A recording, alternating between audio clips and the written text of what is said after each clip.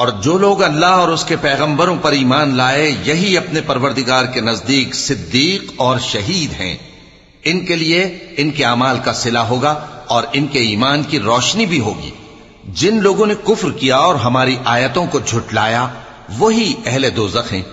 جان رکھو کہ دنیا کی زندگی محض کھیل اور تماشا اور زینت و آرائش اور تمہارے آپس میں فخر و ستائش اور مال و اولاد کی ایک دوسرے سے زیادہ طلب و خواہش ہے. اس کی مثال ایسی ہے جیسے بارش کہ اس سے اگنے والی کھیتی کسانوں کو بھری لگتی ہے، پھر وہ کھیتی خوب زور پر آتی ہے، پھر اے دیکھنے والے تو اس کو دیکھتا ہے کہ پک کر زرد پڑ جاتی ہے، پھر چورا چورا ہو جاتی ہے. اور آخرت میں کافروں کے لیے عذاب شدید اور مومنوں کے لیے اللہ کی طرف سے بخشش اور خوشنودی ہے. اور دنیا کی زندگی تو دھوکے کا سامان ہے. بندو اپنے پروردگار کی بخشش کی طرف اور جنت کی طرف لپکو جس کا عرض آسمان اور زمین کے عرض کا سا ہے، اور وہ ان لوگوں کے لیے تیار کی گئی ہے جو اللہ پر اور اس کے پیغمبروں پر ایمان لائے ہیں. یہ اللہ کا فضل ہے، جسے چاہے عطا فرمائے، اور اللہ بڑے فضل کا مالک ہے.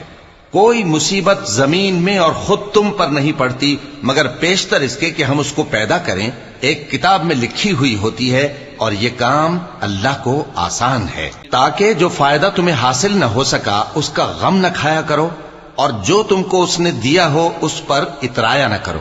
اور اللہ کسی اترانے اور شیخی بگاڑنے والے کو دوست نہیں رکھتا جو خود بھی بخل کریں اور لوگوں کو بھی بخل سکھائیں. اور جو شخص روگردانی کرے تو اللہ بھی بے نیاز ہے، لائق حمد و ثنا ہے.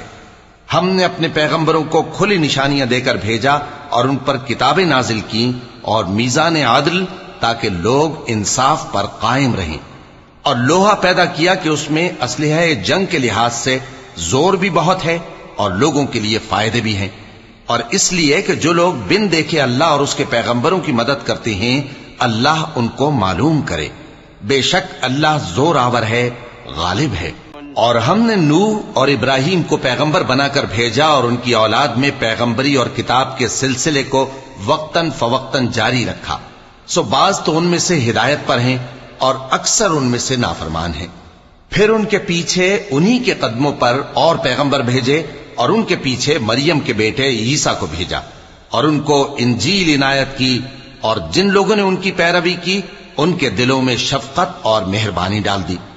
اور ترک دنیا والی نئی بات تو خود انہوں نے نکال لی، ہم نے ان کو اس کا حکم نہیں دیا تھا، مگر انہوں نے اپنے خیال میں اللہ کی خوشنودی حاصل کرنے کے لیے آپ ہی ایسا کر لیا تھا.